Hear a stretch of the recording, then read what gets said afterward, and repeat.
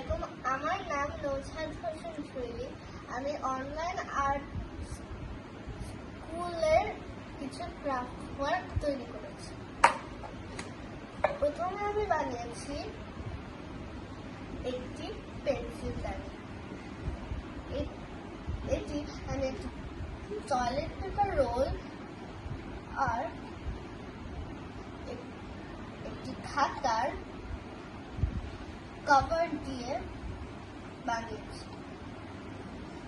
আমি এটাকে orange colour paint করেছি আর ভিতরে আমি আমার নাম এবং বাটারফ্লাই লিখেছি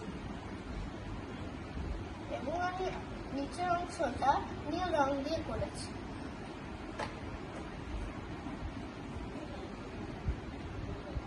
এটি আমার রং তুলে রাখার জন্য একটা দানি।